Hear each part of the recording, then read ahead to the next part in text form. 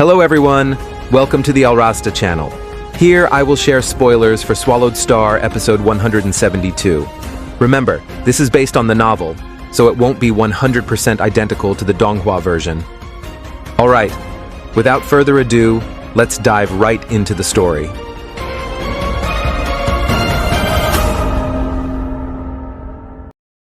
On a vast plain, a large village made of wood stretched out before them.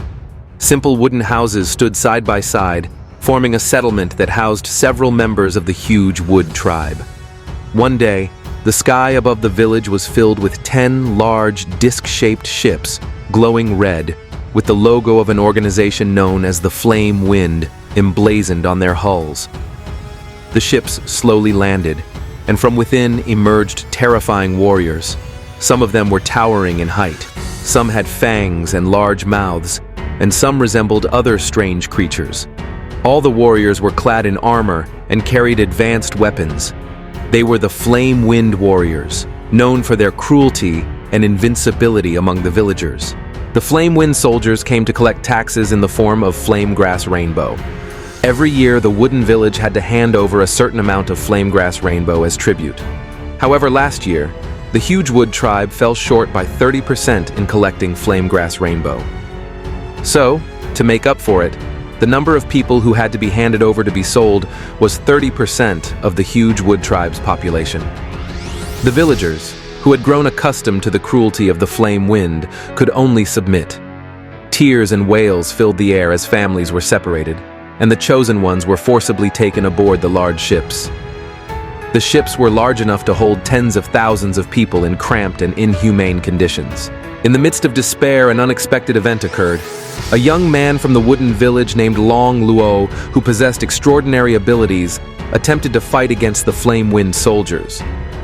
Although he had incredible strength for a villager, Long Luo was unable to defeat the Flame Wind soldiers equipped with advanced technology. He was easily captured and taken aboard the ship. The presence of Long Luo, a level 3 star traveler, filled the Flame Wind soldiers with joy. Star travelers are rare individuals with extraordinary abilities, and Long Luo was a valuable commodity for them to sell. Long Luo's presence prompted the chief to try to negotiate his release by offering a replacement from among the other villagers. However, the offer was harshly rejected. The Flame Wind soldiers even threatened the chief and several other villagers as punishment for their courage. This cruelty further demonstrated how cruel and heartless the Flame Wind soldiers were. Suddenly, a mysterious figure appeared without warning, and his presence immediately sent the Flame Wind soldiers trembling with fear. The hero emanated an aura of extraordinary power, far surpassing that of the Flame Wind soldiers. He appeared as a short-haired man in silver armor. This figure was Luo Feng, a powerful warrior from another universe. Luo Feng, with his extraordinary power, easily killed all the Flame Wind soldiers in an instant. His presence made the villagers prostrate themselves and worship him as a god. Luo Feng watched the scene calmly. Luo Feng had saved the villagers of the huge wood tribe from the clutches of the Flame Wind organization, but their journey was still long, as the threat had not yet been completely eliminated. On the other side, Long Luo, a genius and the greatest warrior of the huge wood tribe, witnessed the extraordinary power of Luo Feng. He immediately knelt down, acknowledging Luo Feng as a god, and begging to be taken as his disciple and join Luo Feng's mission to seek revenge against the Flame Wind organization. However, Luo Feng had other plans. Luo Feng knew that the enslavement on planet Bass was causing Long Luo and others to suffer. However, the mission Luo Feng was undertaking this time carried a greater responsibility, one of which was ensuring the people of the huge wood tribe could live in peace on this planet. Luo Feng also explained to the villagers of the huge wood tribe that the Virtual Universe Company, a much big and more influential organization, had assigned him to destroy the Flame Wind organization. Although this company does not actively oppose slavery across the galaxy, due to resource limitations and competition with other organizations and other races that threaten the human race, the company will take over slave planets after the oppressive organizations are removed. They will help these planets recover and become habitable planets. However, Luo Feng, though initially hesitant, considered the rare potential within Long Luo. Without a mentor to guide him to the level of Star Traveler, this achievement was extraordinary in Luo Feng's eyes. He glanced at Long Luo, who remained kneeling in hopeful anticipation. Luo Feng then handed him a manual of techniques to study, telling him he must rely on himself. Thereafter, Luo Feng vanished, leaving the people of the huge wood tribe in confusion and hope.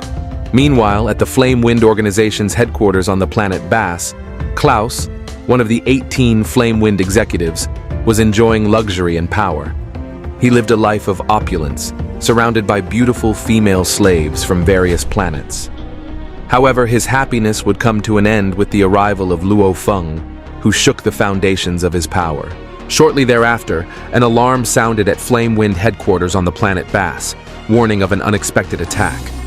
Moza, who was tasked with monitoring the slaves from surveillance drones, panicked. He knew that a mysterious warrior had easily destroyed the Flame Wind Organization's forces. Upon learning of this, Klaus immediately ordered all executives and troops at the base to evacuate the planet Bass. However, it wasn't that easy. Luo Feng had already blocked their escape and attacked with extraordinary power, destroying the ships used by the Flame Wind Organization to flee.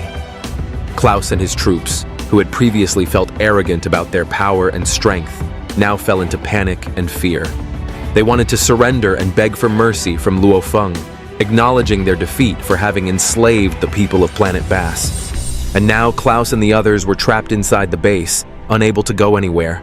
On the other hand, Klaus, still trembling with fear, tried to intimidate Luo Feng with his background. He claimed to be a wealthy executive from an organization called Flame Wind, living a life of opulence. He holds immense power and influence, even having connections with a prince from the Qianwu universe.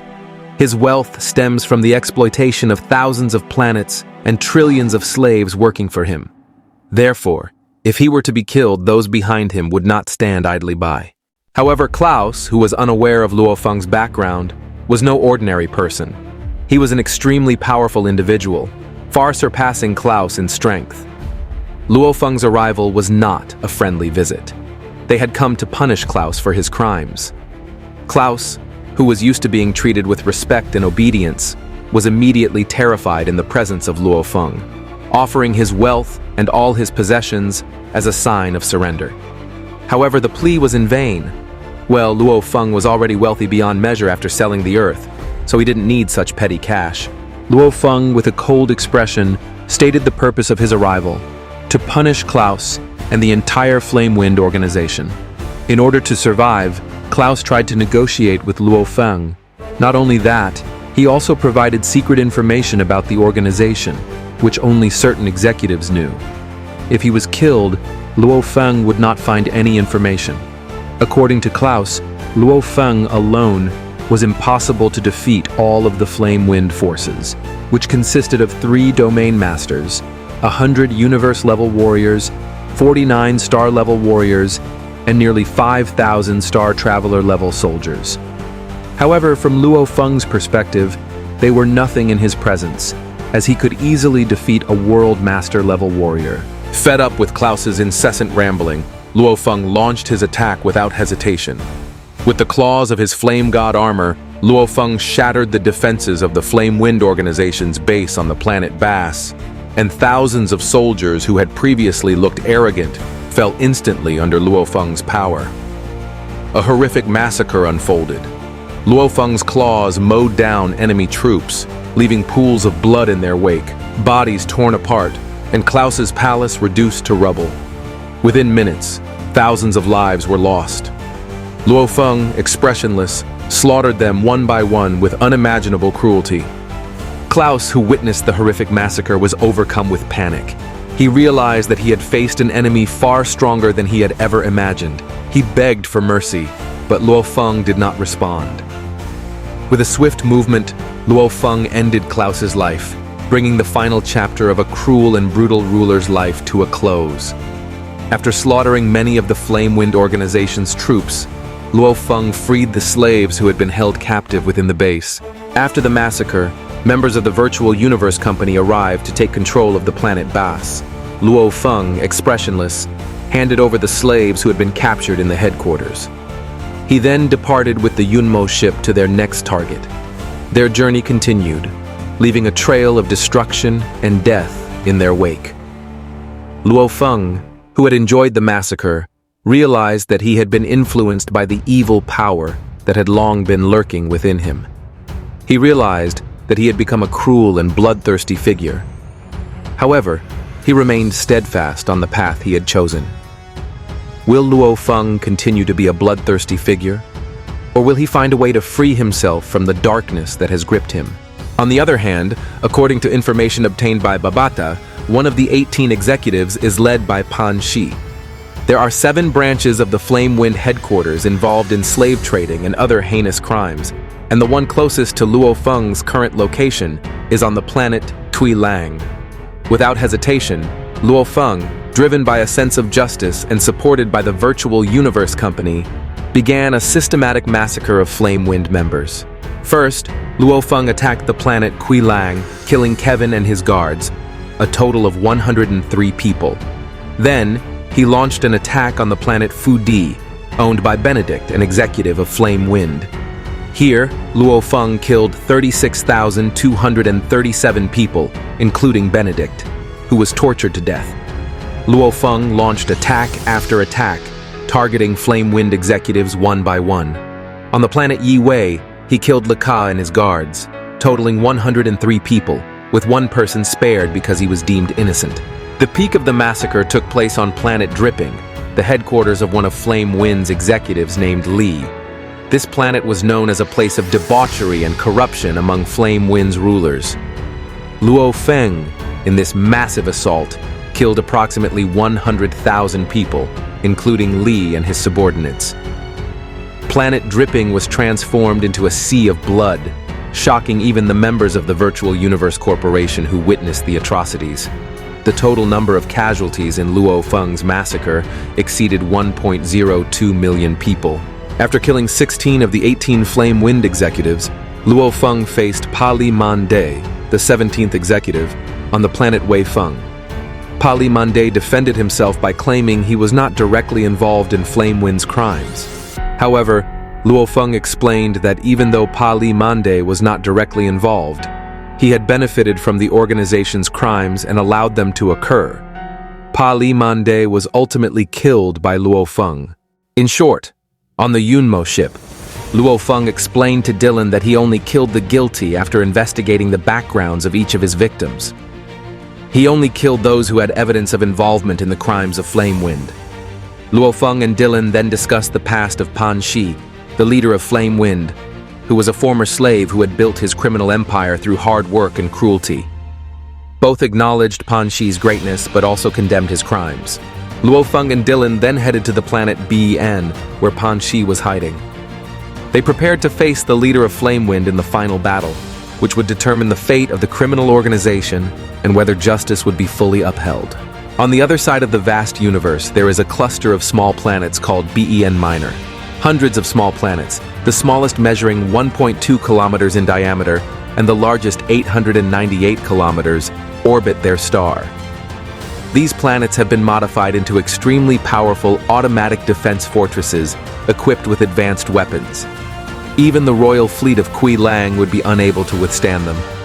The story returns to the Yunmo ship, controlled by Luo Feng and Dylan, as they explore the Bayan Minor planetary cluster. Their mission: to investigate and destroy the threat posed by these planets. They are assisted by Babata, an advanced artificial intelligence system. After searching for a while, Babata detected signs of life on the 82nd small planet. Luo Feng and Dylan immediately headed there. Although the 82nd planet appeared ordinary from a distance, it turned out to have an unexpected surprise. As the Yunmo ship approached, the planet shook violently. 3 powerful energy beams were fired toward the ship, but with a swift maneuver, the ship managed to dodge them. In response, the Yunmo ship fired its own energy beams, destroying a nearby small planet. The explosion revealed a dark purple warship, a spaceship of E9 class. Luo Feng, without hesitation, ordered Babata to destroy the ship. The Yunmo ship, with its far superior speed and power, easily rammed and cut the purple ship in two. From the wreckage of the ship emerged a thin man named Pan Shi. He was the leader of a secret organization called Flame Wind. Pan Shi was shocked to see Luo Feng and Dylan. He couldn't understand how they had found his hiding place, as the location of the Flame Wind organization's headquarters in Bay and Minor was supposed to be top-secret information. Luo Feng explained that they were acting on orders from the Virtual Universe Company, a powerful and influential organization spanning the entire universe. The Virtual Universe Company had detected Flame Wind's activities and had ordered its destruction. Realizing he had no chance of escape, Pan Shi resorted to using his ability to control plants to fight back. He summoned strong metal vines and deadly Sha Luo flowers, both extremely rare and powerful plant life forms akin to Luo Feng's cloud contact vine. However, Luo Feng possessed extraordinary abilities. Luo Feng, with his extraordinary sword skills, was able to withstand Pan Shi's attacks. A fierce battle ensued between them. Seeing that Pan Shi possessed the same treasure as himself, Luo Feng demonstrated his prowess. He used his ability to summon his cloud contact vine to fight against Pan Shi's metal vine. The battle between the two types of plants was extremely fierce, destroying everything around them. Pan Shi, despite having his metal vines and powerful Sha Luo flowers, began to struggle against Luo Feng's abilities. The battle between the two continued fiercely. On the other hand, Pan Shi is the leader of an organization called Flame Wind. He is indeed wealthy, but his wealth is incomparable to the cost of maintaining his two magical plants, the metal vine and the Sha Luo flower. These two plants are not ordinary plants, but high-level living creatures whose power is equivalent to that of the peak world masters among the warriors of the galaxy. Maintaining them required fantastical sums of money, reaching hundreds of thousands of Hunyuan, a figure far exceeding the average wealth of an immortal warrior. Imagine this. The wealth of an immortal warrior alone was only around 10,000 Hunyuan, while Pan Shi spent more than 10 times that amount just to care for his plants. In the past, the cloud vine that Pan Shi obtained by chance when he was young became the key to his success. This plant helped him conquer many planets. As for the Sha Luo flower, he purchased it after successfully establishing the Flame Wind organization, which now serves as his ultimate weapon. Both plants are closely guarded secrets. Even the Virtual Universe Company, a vast cosmic information organization, is unable to uncover them. Back to the battle. Pan Shi deployed both of his plants to attack Luo Feng. The powerful metal vine attempted to wrap around Luo Feng, while the deadly Sha Luo flowers unleashed a devastating attack in the form of sharp flowers capable of tearing through space. However, Luo Feng had prepared himself, wearing the Flame God armor, and easily broke free from the metal vine's coils. With the claw attacks emitted by the Flame God armor, the plants Pan Shi had targeted at Luo Feng were instantly severed with ease. The incredible speed and power of the Flame God's armor and its devastating cutting force overwhelmed the metal vine and Sha Luo flowers. Although the metal vine, a very strong plant, protected Pan Shi's body, it was still unable to withstand the attacks and defenses of the Flame God's armor. One by one, the parts of the plants were cut off until they were completely destroyed. Pan Shi, who relied heavily on the two plants, was powerless against Luo Feng's attacks and was eventually defeated. After the battle, Luo Feng checked Pan Shi's remaining possessions. He hoped to find something valuable, considering the enormous cost of maintaining the two plants. However, all he found were ordinary items of little value, far below his expectations. But in Pan Shi's storage ring, there was a valuable treasure that Luo Feng did not yet know about. To find out more, let's wait for the next video. Alright, thank you for watching until the end. And don't forget to support this channel with likes, subscribe, and comments. That's all from me. Bye. 轮到你了。势力干扰咱们火。疯子，这真的不行！已探测到生命体。疯子。